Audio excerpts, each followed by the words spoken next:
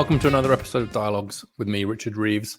My guest today is Ron Daniels, who's the president of Johns Hopkins University and the author of a new book, What Universities Owe Democracy, which is a great title. I'll be honest that when I opened a book by someone leading a university right now, my expectations were relatively low. I think given the political constraints that they typically operate under. I actually rather like the quote that I got from Ron's book from the builder of the University of California system, Clark Kerr, who described the modern university as, quote, a series of individual faculty entrepreneurs held together by a common grievance over parking. But Daniel's book really surprised me and impressed me. It's a deep history of the relationship between higher education and democracy and what that means for our current situation. And he does so from the position of having been a reforming leader of higher education institutions himself. In the book and in our conversation, he outlines four main contributions that universities make to democracy: social mobility, helping to create more opportunity for people; democratic education; the production of knowledge; and what he calls dialogue across difference. We spend quite a bit of time on his decision at Hopkins, quietly at first, but then proudly, to end the practice of legacy preference in admissions, which is becoming a hot topic again, and what he thinks the prospects are that more colleges and universities will follow suit, and the general issue of how to do college admissions in a way that's fair. We also talk about the need for more openness and humility in academic research, especially given the reproducibility crisis that so many disciplines have had, the ways in which we can promote what he calls purposeful pluralism, including fostering more debates rather than just lectures at universities, and the importance of something even apparently so trivial as roommates, and whether those are chosen at random or whether people get to select them. And so we cover a wide range of topic, and really enjoyed our conversation. I hope you do too. Ron Daniels, welcome to Dialogues. Thank you for joining me. Thrilled to be here and look forward to our conversation today. Well, me too. I really enjoyed your book, and thank you for taking time out from the busy job of running Johns Hopkins to write an important book with the provocative title, What Universities Owe Democracy. We're going to get into some of the specifics of what you think universities owe democracy and the challenges of delivering on those. We'll get into legacy preferences, how you teach citizenship, and much more. But just to situate you for listeners, you open the book actually with a story about your own background as the son of Jewish refugees to Canada and then to the US. So what's the story? How did you end up here, if you like? Sure. Every family has a story, the foundational story, often that explains the character of their values and priorities. And for me, I was very much our story was very much framed by the way in which my dad came to Canada. He was a young boy, age 7. He and his two siblings, along with his parents, left Warsaw, Poland, as Jewish refugees in March 1939. And they came to Canada, and of course, just a few months later, the Second World War would start, and the Holocaust, of course, that ensued. And I think for my father, trying to make sense of how he came to Canada, his great good fortune in being able to make his way to the New World was very much something that dogged him for his entire life, trying to understand that. And I think what was particularly important was that he was one of only 4,500 Jewish refugees that the Canadian government admitted to Canada from the period 1933 to 1945. Indeed, at one point, towards the end of the Second World War, when a senior Canadian official was asked how many Jews the Canadian government intended to admit to Canada, he said, quote, "None is too many."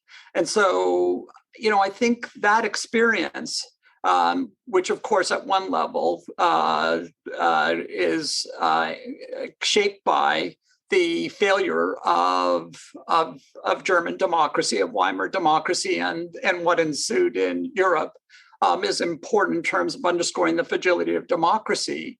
But it also, of course, takes some definition from the role that the Canadian government played in admitting refugees during that time. And the Canadian government's record was among the worst of the industrialized democracies.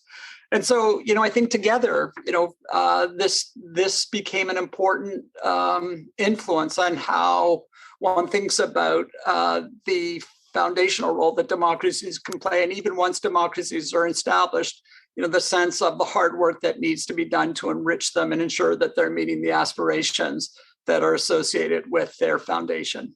So in any event, I grew up in Canada. So interesting. Sorry to interrupt. I mean, actually, I didn't know that Canada had such a dismal record on that. And actually, so I think that was pretty instructive. And also, it's also striking to me how many kind of liberal intellectuals, if I could use that phrase very generally, were refugees of one kind or another.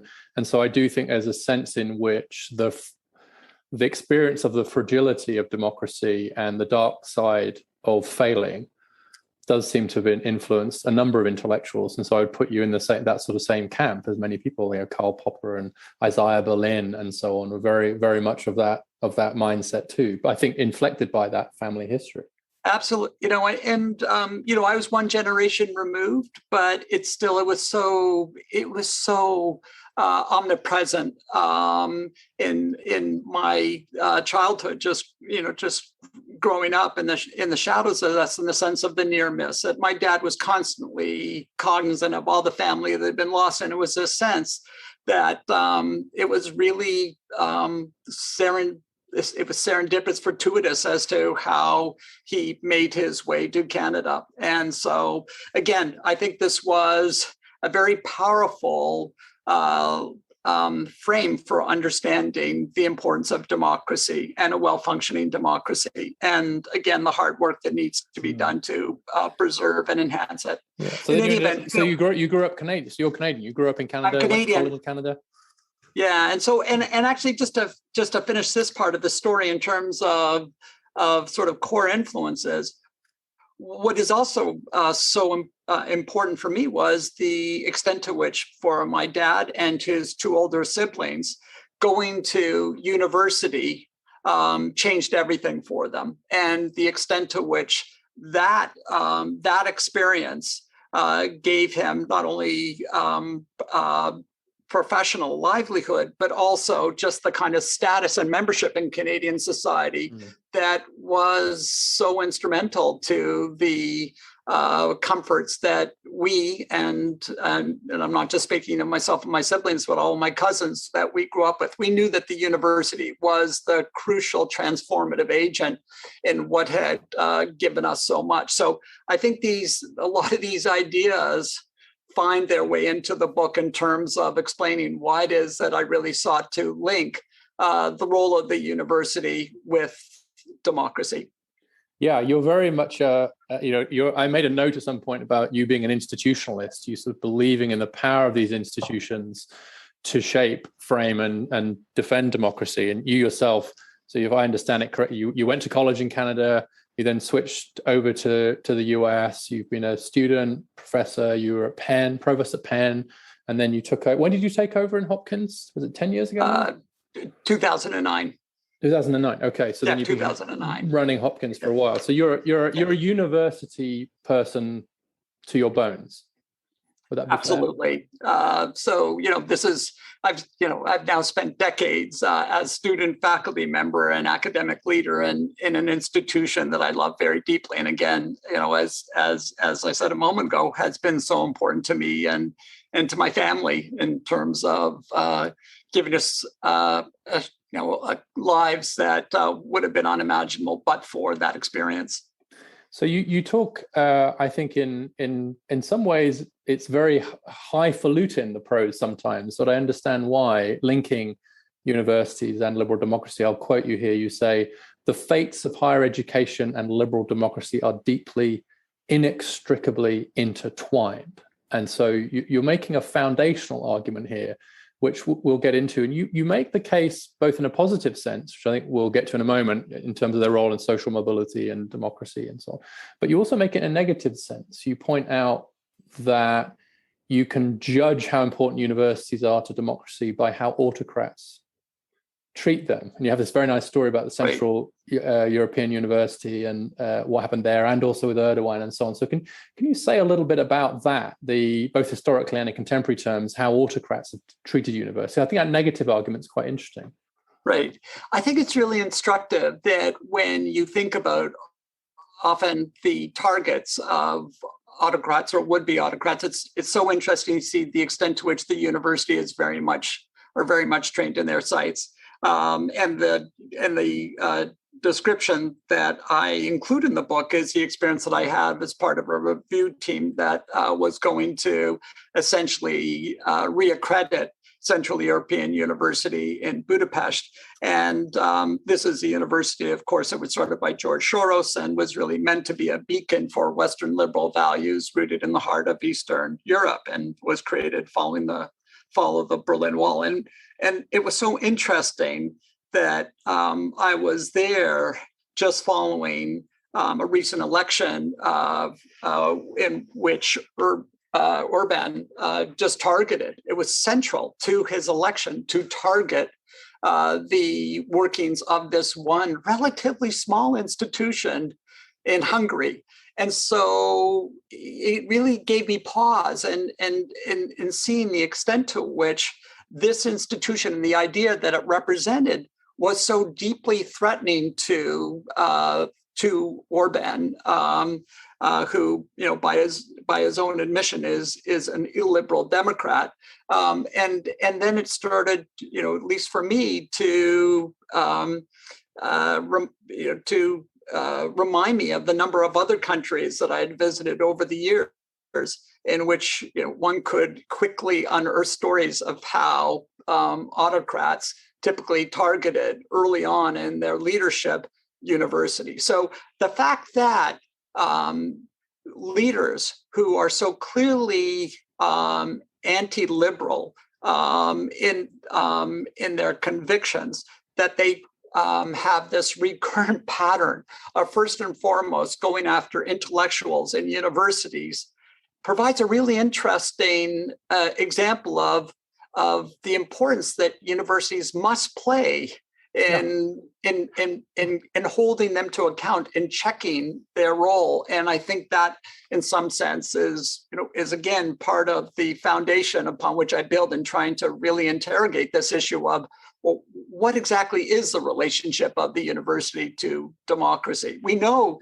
that universities don't do well in non-democratic settings, but let's play it the other way. How do universities actually contribute to the success of democracies? And that was an account that I really wanted to be able to build out in the book. Yes, you make the argument not just that universities need democracy, but vice versa. And I was actually just reading Bonhoeffer, a biography of Dietrich Bonhoeffer right now, and it's very interesting.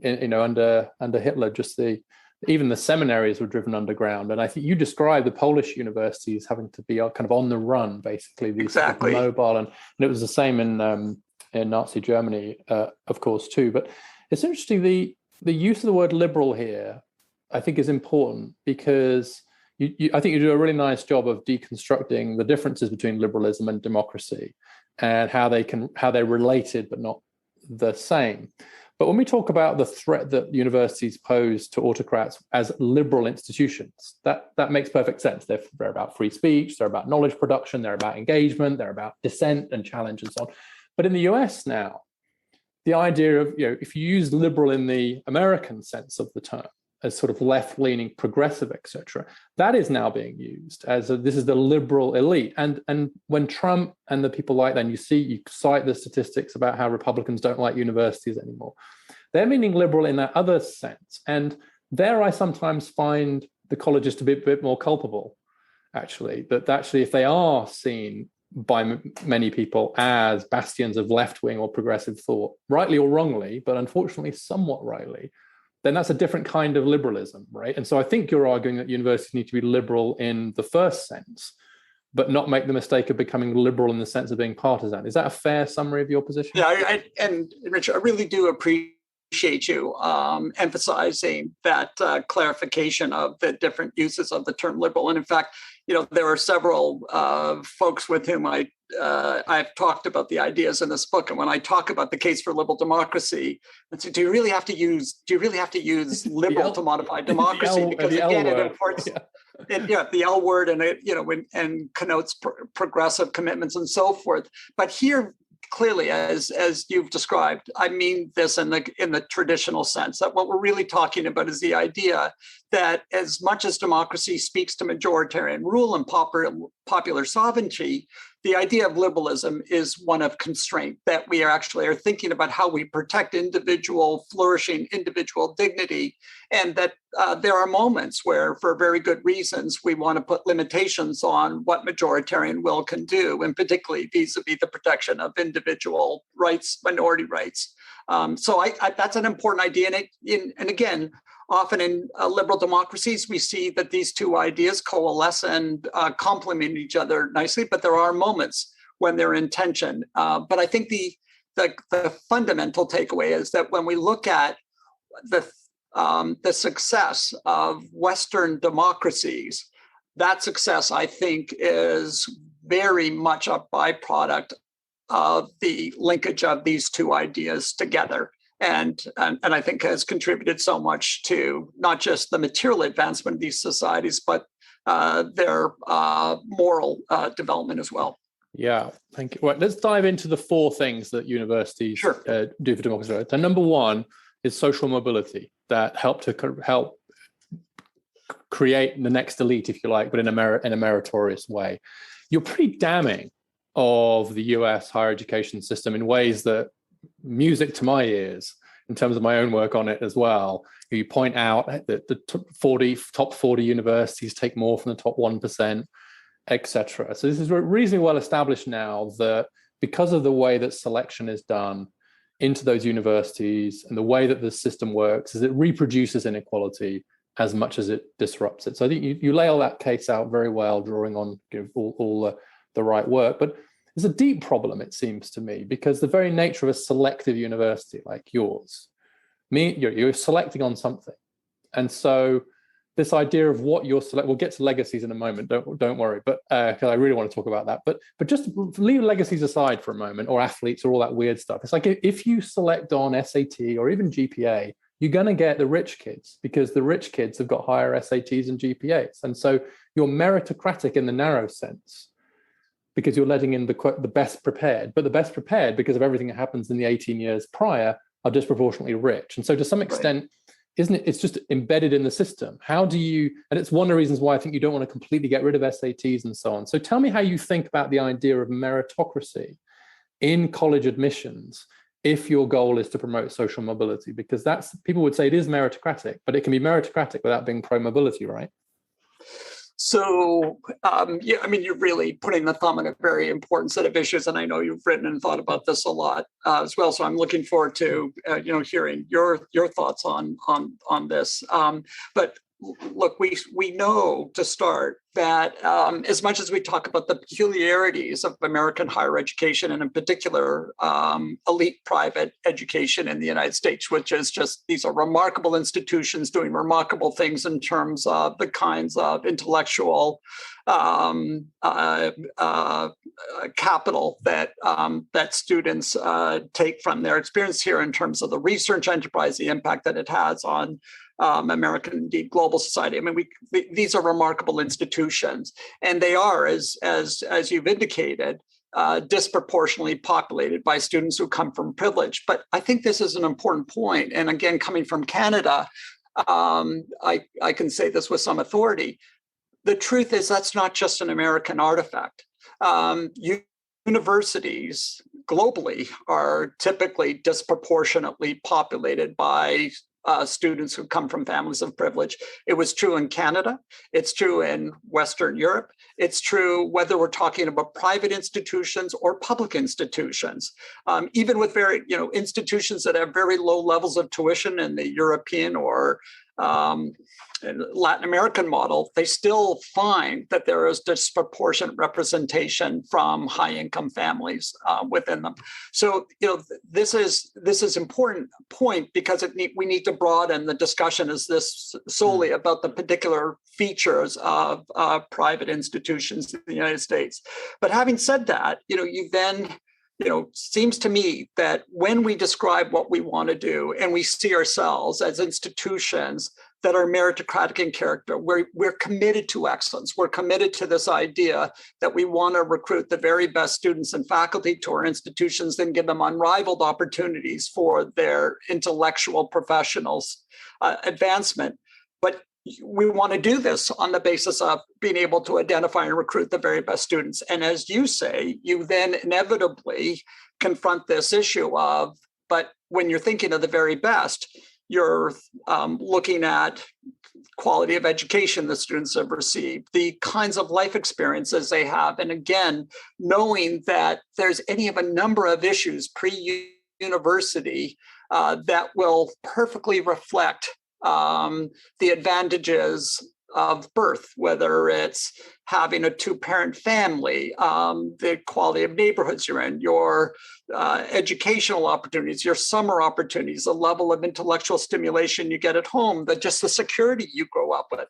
So we know that there is this, that at some level, our definitions of merit get tied to all the advantages, the kind of upbringing that students will have. And I think in the past, that has meant that we, on a very narrow definition, I think replicate this pattern of overrepresentation from families of wealth and advantage. I think we've gotten better, though, at, again, being true to the idea of merit, but getting smarter at how we think about capability of demonstrated achievement, of being able to discern aspiration to be members of a university community. And so, to the extent, for instance, that our admissions programs are now, and I think becoming more holistic in taking a look at entry scores, looking at GPAs, but also looking at the circumstances in which our applicants have grown up in, and the kinds of challenges that they've overcome. And as we understand and are better able to document that, I think we become more likely to be able to be less bound to these practices, which have had a disparate impact on certain groups. Now, having said all that, it's not that this is easy to do, because, again, the history of American higher education in particular was that when one used holistic entry criteria, I was just about to say, it actually took us into a place where there was this gave perfect license to self-replicate the elites who were then dominant in higher education. And it took the creation of the SAT in particular and entry scores to be able to weigh against that. So, these things are in tension. And I will finally say, my home country of Canada, where the admission process to university is so wholly different from what we see in the United States, there is no SAT, there is no ACT that students write. You're basically admitted on your last 2 years of high school, and there we've seen that, again, families of privilege are able to move their kids to private high schools where they're assured high grades that will then allow them to again perform well in that system. So it's complex. Whatever you do. So I'm from the UK, so I can the UK is the same in terms of many of its outcomes. So I always react badly, I think, for the same reasons you, when people say holistic. But maybe I now need to get used to that. There's bad holistic admissions and good holistic admissions. So bad holistic admissions, and you talk about this in the book, was when there were too many Jewish students getting into the Ivies. And so we had to introduce a more holistic thing, which took into account character and all this kind of bullshit. Basically, which is basically it's a bullshit way of saying there are too many Jews. Like, let's get, and they were open about it, right? And that's when legacy preferences came in. So we'll talk about that. But so I get it makes me shudder when people say holistic. But on the other hand, you're quite right that there can be good holistic, which I would say is really what in the UK we called contextual data. And I worked on this in the government in the UK. And, I was very proud that one day my boss, who was the Deputy Prime Minister of the UK, was described on the front page of our most right-wing newspaper as a communist for what we were doing in college admissions. Because what we're doing is using contextual data. And what that means is basically what the College Board were trying to do with their so-called adversity score, which is to say, look, an SAT score of 1,300 from my kid, upper middle class kid in Bethesda, Maryland, is not the same as a 1,300 SAT score from a kid in Baltimore, right? 2 blocks from where you are now. So let's find a way to adjust the SATs and maybe the GPAs. And that's basically what the UK tries to do. And it treats Bs as As if the B is from a poor kid. So I guess I'm looking for a mechanical way to be fairer and not retreat to holistic, because I don't trust these institutions to use holistic. I trust you, Ron, right? And you've got the numbers to prove it, right? I mean, you've got the numbers in here. Like when you arrived, 12.5% legacies, 9% Pell. Now it's 4% legacy, 20% Pell, right? So I trust, but I'm not sure personal trust about the holistic is enough, is it? So, I think this is where the kind of transparency that we're seeing now in terms of reporting out the percentage of Pell eligible students and the kind of scrutiny that's coming with that, that's really helpful in terms of creating a culture, I think, of accountability, so that we know that if we use these more holistic practices, they don't become perverted into something that becomes very anti-egalitarian in character. But there's no easy and precise formula, and that's ultimately, this is where there has to be some level of discretion that is accorded to the admissions offices to work through these tensions. As how do you think about when it's appropriate to have heavy reliance on these scores, when you need to look to other indicia of performance and so forth. But I think it is possible to be able to make this work. And again, having overseen an admissions program here at Hopkins for a decade plus, I feel confident that this is not an invitation to caprice, but I think there is a principled way, a structured way in which you can prosecute a program that truly is aligned with the ideal of merit that should govern admission to and participation in an institution like ours. That's to my mind, that's an okay thing to say and to feel quite proud of. It's that you're trying to recruit the very best. It's just a question of opening up your aperture and to how you think about what it means to be the very best and the kind of aptitudes that are being demonstrated, given these really stark disparities in resources that are available to support the growth and development of students before they apply to university. Yeah, I love the way you put that. Opening up the aperture to think about what it means to be the best. I think that's right. That's exactly where we have to land. Let's talk about legacies, because that's actually in the news right now. Amherst just moved away. Yeah. There's a bit of a campaign around legacies. I've written about this and many others. And there's that wonderful Carlenberg book, Affirmative Action for the Rich. So you came in as a Canadian, having been through the relatively simple Canadian admissions system.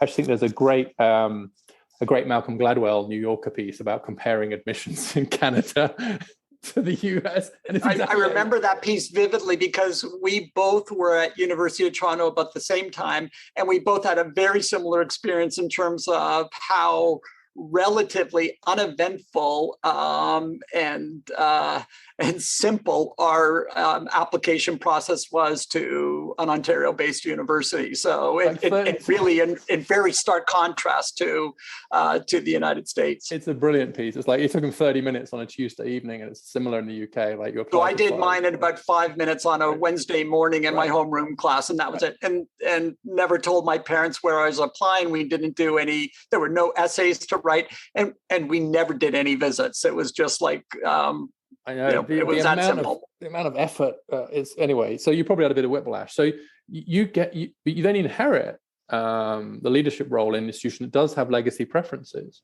and then you get rid of legacy preferences in 2015, I guess. 2014 or 15. 2015.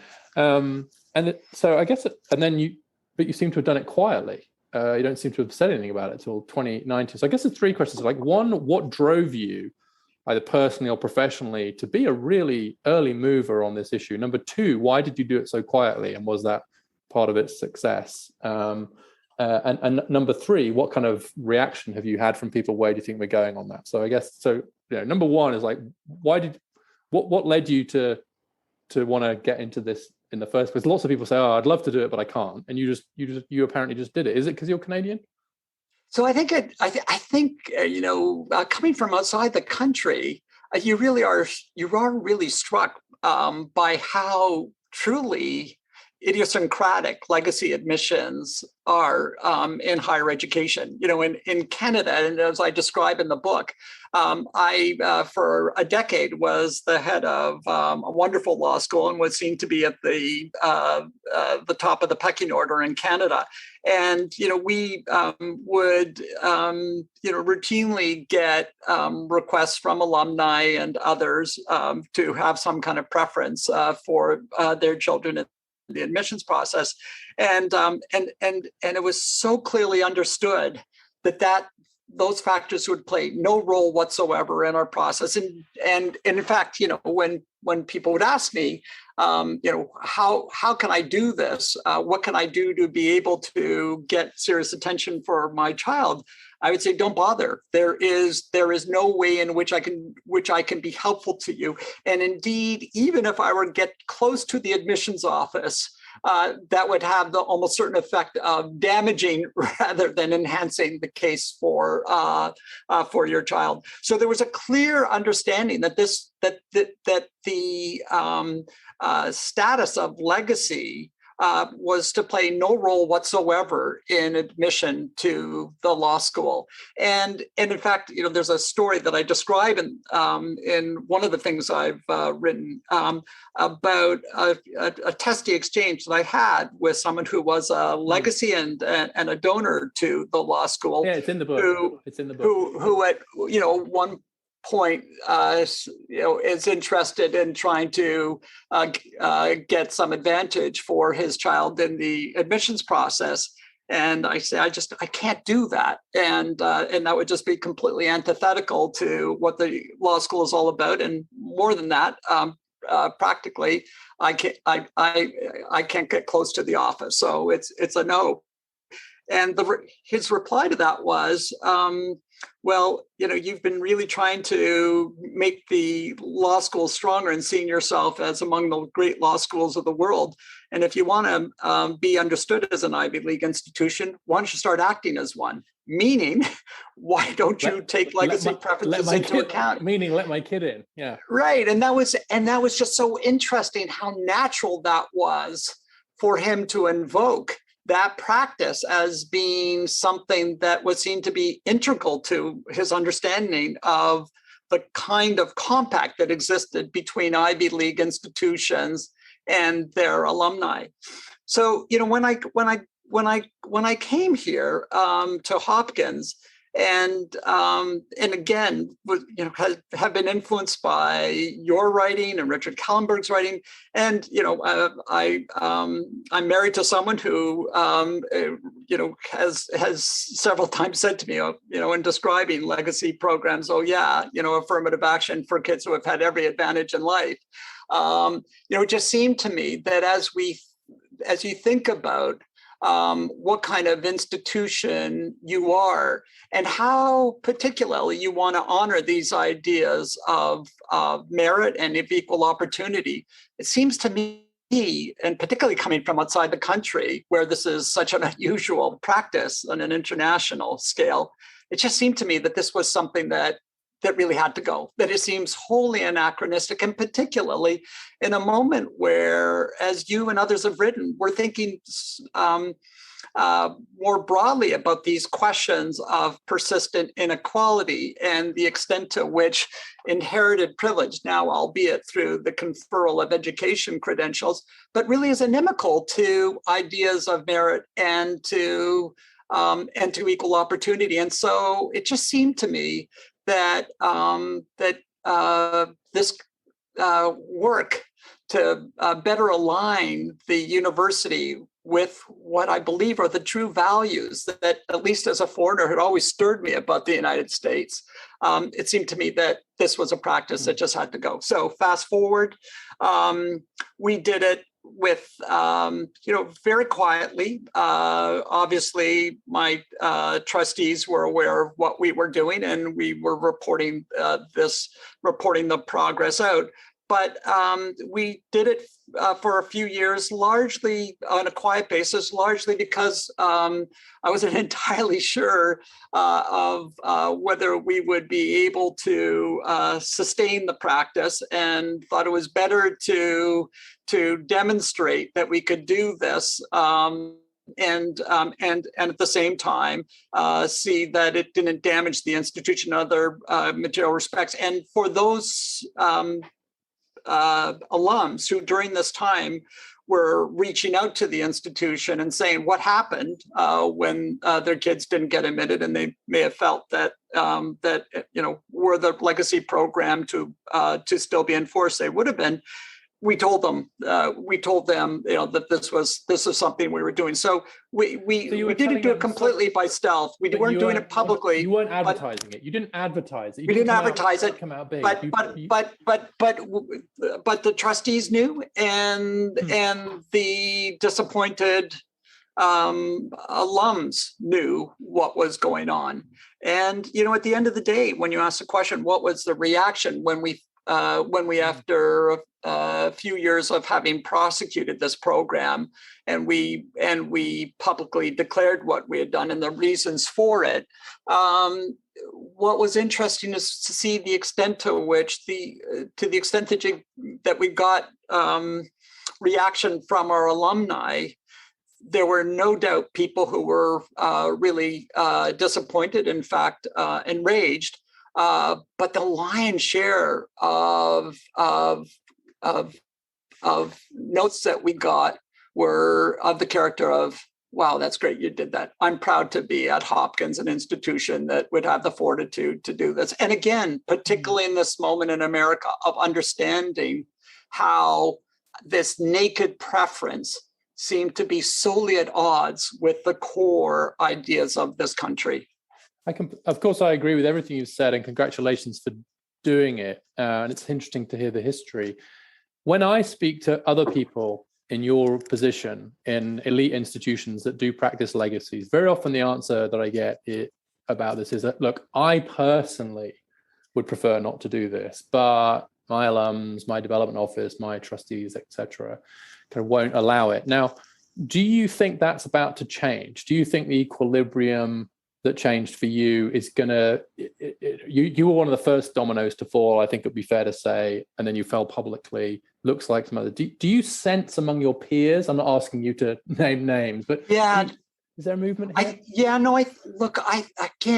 part, this is why I wrote the book, was in some sense to say, if we think about where we are in the United States right now, and the growing sense that so many of us have about the fragility of our democracy, and to see these kinds of naked practices that run against the grain of what we think the democratic idea is, it just seems to me that that lends urgency to tackling issues like the revocation of legacy preferences. And so, I do see, first in terms of the decision that my colleague Biddy Martin made at Amherst to be the next institution to decide to repudiate legacy preference program. I do see some encouraging signs. I mean, the truth was, it's been more than a few years now that we declared that we were no longer legacy, and it didn't seem that it was having much effect. The fact that Amherst has moved is important. I think it's also instructive that there are now students and alumni who are starting to coalesce around advocating for these reforms. And like the conversations you've had with university presidents, I've had similar ones where there's very few university presidents who will look you squarely in the eye and say, this is a really good practice, that if we were designing our institutions from scratch, we would for sure build in a legacy program. It's a really good thing to do. As we speak of meritocratic admissions requirements, we should really add, a clear legacy preference that just continues to build an advantage for, as my wife says, kids who have had every advantage in life. And I put my own kids in that category. And so that there's very little support in principle for the continuation of this practice. And instead, what it bumps up against is the hard realities of the politics within universities and alumni pressure and trustees that seem to subvert the movement. But here, I'm hopeful that people will be sensitive to the moment that we're in the United States, and to the extent that there is a strong critique of universities, and as people articulate in a more fulsome way things that they find arresting about what we do, to the extent that this naked preference program is part of that, then I think it really does, create a compelling reason for us fixing this now. Yes. Yeah, I agree. Actually, there is, as you say, there's this campaign, and I'll link to it in the show notes, where you can actually kind of, as an alumni, use your voice. And I'm very interested. I'm writing a bit now about how social norms change around these issues. So how something comes from being just everyone does it to it's just not done, and how I'm using the example of legacy preferences in the UK for Oxford and Cambridge as an example of how norms, post-war norms, just shifted. The law didn't change. It was just the social norms changed. And I agree, because I think one of the problems here is that there are lots of criticisms being made of elite universities that are unfair. But it's really hard to defend those when some of them are completely fair, like a hereditary principle in admissions. And so it actually just weakens the ability of these institutions to defend themselves against criticism, especially from the right, when they practice such outrageous policies. But we won't do justice to all the other parts of your book. I do want to touch on it. Let's talk about an area where you haven't succeeded, lest this become a little bit too congratulatory, which is the second role, I think, within Hopkins anyway, which is the democratic education. And you've suggested that we should actually institute a democracy requirement for graduation. That's harder because we're split into disciplines and so on. But then you admit very candidly that is not something you've managed to do within your own institution, right? Why? You're in legacy preferences, but you can't institute a democracy requirement? Like, what's happening? It's a work in progress. And again, we're having the conversation right now. But this again is another one of these ways in which, as we think about the relationship between the university and democracy, we talked about social mobility as being an important good that we provide, and then that we can be such a powerful instrument in enhancing the level of social mobility. And we know that just builds trust in the democratic project for people to be able to rise above the station of their parents. So that's one piece of it. This other piece that I talk about is the extent to which we know that the challenges of being a citizen in a democracy are not trivial. It is, democracy calls for a very, I think, demanding set of commitments from its citizenry to be effective and to ensure not just the survival, but the flourishing of democracy. And when one starts to think about, well, how do we produce democratic citizens? How do we give our young citizens a sense of the idea of democracy, what's in play, what are the institutions that frame the project, where our aspirations have been realized, where they haven't been. I mean, if we don't educate for this doesn't happen just naturally. Yeah, it requires concerted, intentional education, and this is where remarkably, I think the American project falls short. And the really striking data point that I came across in doing the work for this book was to see that only about 25% of students graduating from American high schools truly have any kind of serious grounding in American civics. And so, here at a place like Hopkins, we're getting students who never have been exposed to a lot of what I just described a moment ago in terms of the ideal content of an education in democracy. So this is just where I think it's so important that we are able to provide that kind of exposure to our students, and again, to get them ready for leadership upon graduation. We have done it in some modest ways at Hopkins in terms of inserting exposure to ideas of democracy in our orientation program when first-year students come. But ideally, and as I said, we're discussing this now, I would really love to see a core requirement that every student graduating from Hopkins has been exposed to these ideas and understands that democracy is not just about a certain set of techniques, but really have an intellectual appreciation of the nature of this enterprise and their role in something that is truly unusual and historic in its character, to be part of something that's so precious. So I think it's an important priority. And yet other institutions have moved in this direction, and that encourages me. Mitch Daniels at Purdue has been at the front lines of this and has really moved his institution along. And there's other examples at Stanford and Virginia where there are elements that are being built into the curriculum. So I think this is possible. And again, I think it's imperative in this moment. I think one of the things you touch on, and this anticipates the call for positive, purposeful pluralism that you talk about later. But I think you indicate that part of the problem here is agreeing what that curriculum should look like. If you go beyond just how does the government work and so on, and this is, I think, does speak to the moment we're in now. So you cite Locke and you cite John Stuart Mill, my subject, so I'm very happy, etc. But there's another group of people who will say, okay, so a bunch of dead white men who oversaw empires and had very odd views on certain things. Really, that's what you're going to teach? It gets close to the dead white men critique of classic and classical education. So it's like.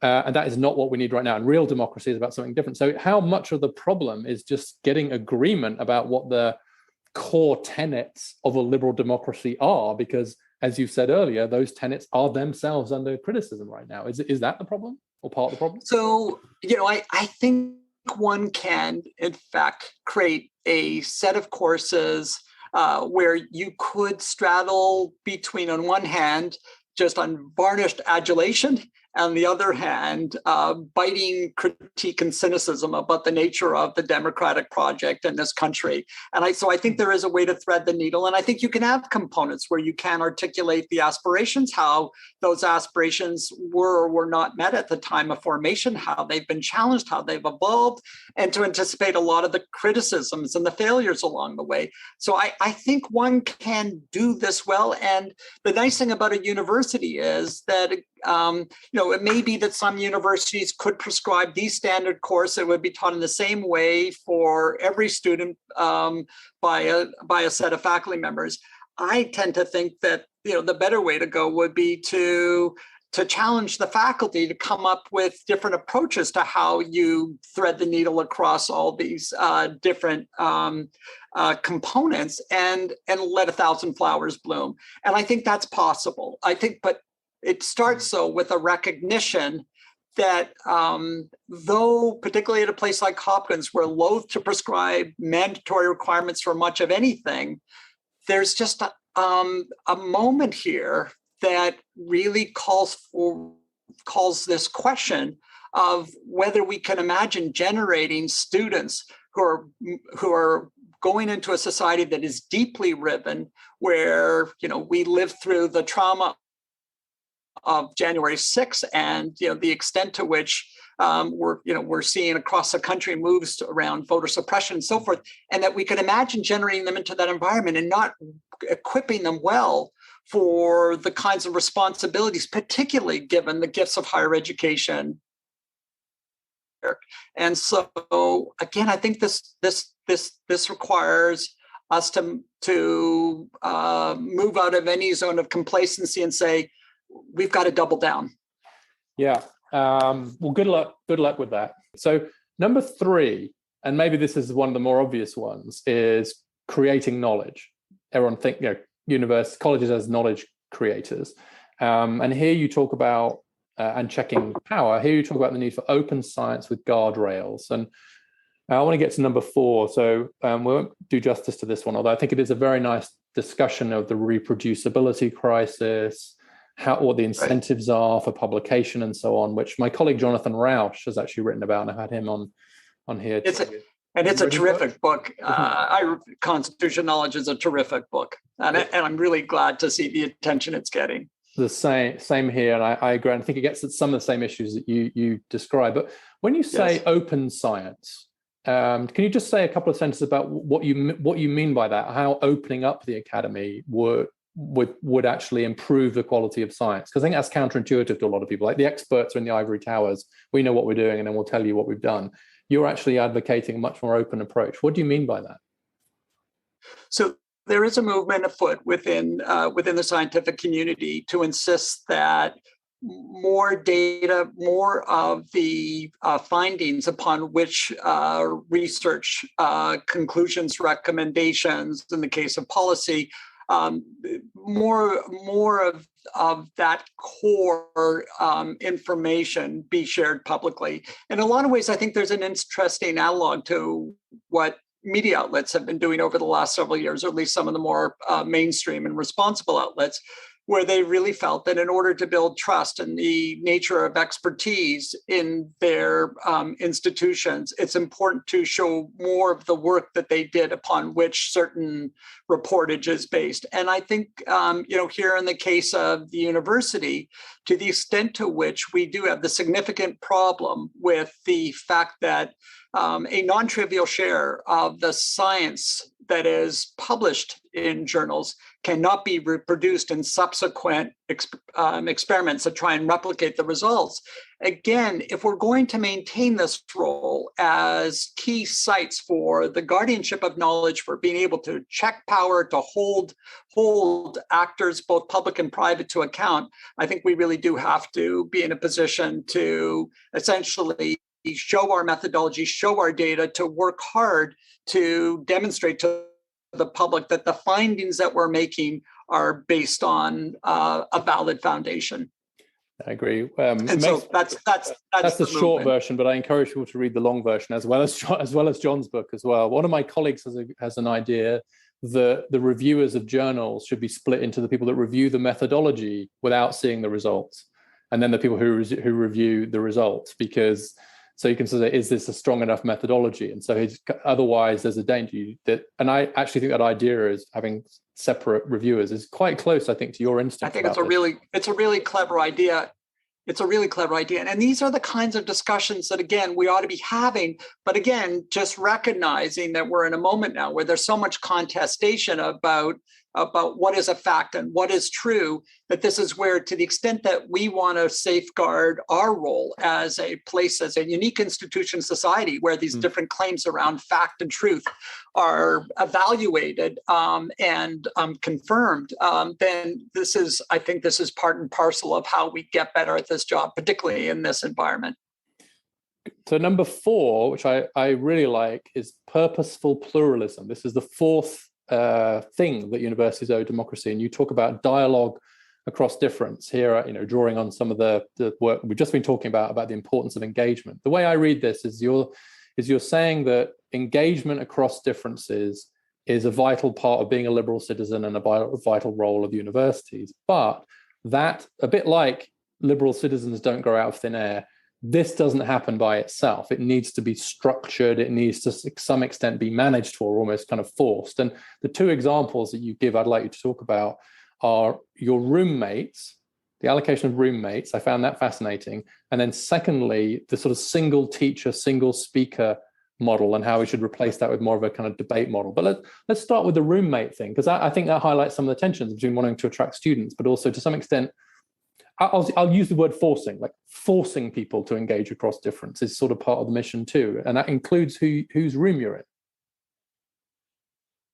Right. So we know that coming to university, particularly when you're as a student, you're leaving home and you take up residence in a university, we know that, of course, there's the core academic experience, which obviously is one of the valuable takeaways from a university experience, but that's only part of a much broader experience. And of course, being part of the community where, particularly over the last several decades, we're assembling more and more interesting and diverse student populations. And again, building up not just by race and ethnicity, but particularly with much greater attention, as we've discussed before, to socioeconomic status.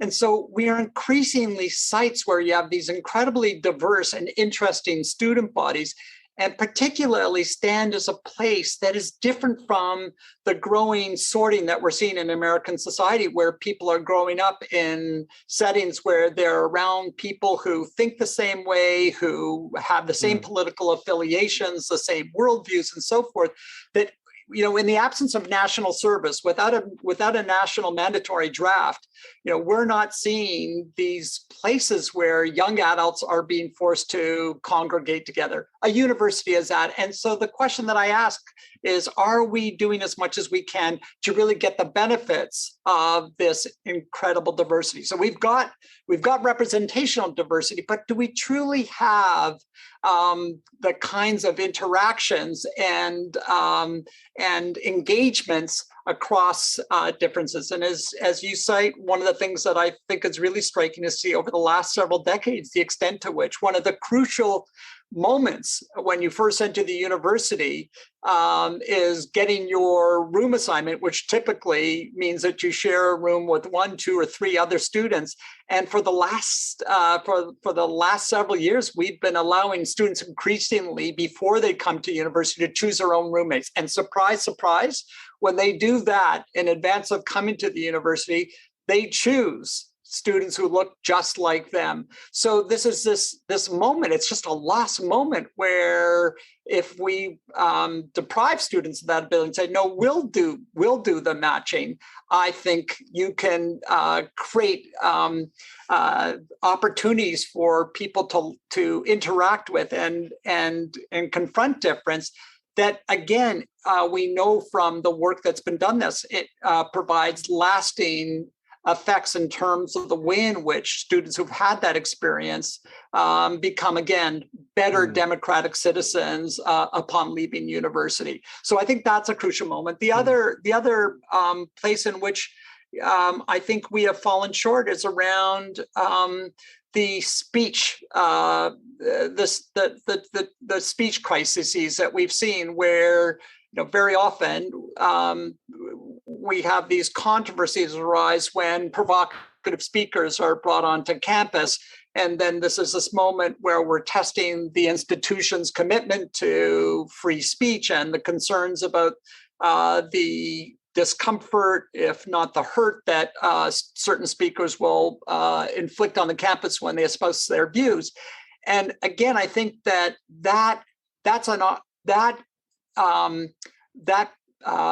practice or pattern has, I think, obscured the role that we could play. In fact, taking a more purposeful approach to thinking about how we get people who are different in their views and their commitments to debate one another, and to, again, instead of just thinking about single person events where a speaker comes to campus, you start thinking about how you can design these events where you're very intentionally creating moments of debate and exchange, and giving the speakers, and indeed we as educators, the opportunity to remind students about how one manages these differences and try and kind of instill a sense of the enterprise of civic friendship that you hope you're able to create, where even across profound differences of outlook, such as represented among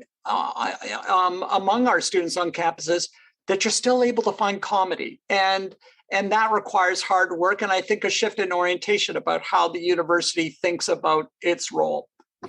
Yeah, I agree. One of the things that I don't like in the debate about free speech is that we talk about the exchange of ideas, and you talk about the engagement of ideas, and which is much closer to my own view. I think the important thing is less who speaks and more who's listening, and how do we construct ways in which we listen. And you talk about how, solo professor, speaker, who can speak, who could, he or she can speak, yes or no, and you actually say that the university's become the referee. But I think what you're arguing for, and this is not a word you use, but it's almost, you almost want to become more of a regulator than a referee, and to find ways to regulate these engagements. So try to find two people to speak. And it's just only striking me now as I think about it that actually in my world now, which is the sort of think tank world, the standard approach is a panel, right? And there's lots of jokes about panels, you get paneled to death and all that, but, and actually, but what's interesting about a panel is that you then deliberately choose people who are not going to agree with each other. The whole point of a panel discussion, as opposed to a speech, right, is that you have that. And so, whereas that seems quite unusual in universities, like a panel discussion is a really rare thing at university, and very often they bring in think tank people to do it. And I read you as saying that should become much more the norm. It's far better to have two or three voices rather than just the solitary teaching voice, so that you're forced to engage, basically. I think that's right. I mean, there are moments when you do have panels on, in the university, not surprisingly, but again, I think a lot of the events that are large scale, where lots of students will come out to, typically are single speaker, and so again, we can expect our students to break out of the mold of a society that is deeply distrustful and riven by deep political conflict, unless we can show them the path out of this. And I just think these are, you said, that these are moments to regulate. I fundamentally think these are moments to educate and to really inspire students to see the power of this kind of engagement and the opportunity to really understand what it is that we are truly disputing, and where maybe more careful reasoning or additional facts might actually narrow the space between us. And again, I think at this point in American society, these are essential skills. And given that 70% of students graduating from high school will go on a post-secondary education, this again represents an important site for this kind of activity to take place. And again, I don't think it's quixotic to say that this could play a role in just turning down the temperature of the very intense polarization that we're confronting now in America. Well, at one point you say in the book that, of course, this is not the whole answer, but it's part of the answer. And I think that's the point, is that all the institutions that we're involved in have to sort of do their part to try and solve some of these problems. And I love the idea of dialogues across difference. So, well, thank you again for coming on. Your book, Ron Daniels, is What Universities Owe Democracy. Loved the book. Really enjoyed this conversation. Very impressed and inspired in part by the work you're doing. So thanks again for joining me on Dialogues. Thanks. It's been a terrific conversation, and really enjoyed the opportunity to work through some of these issues with you.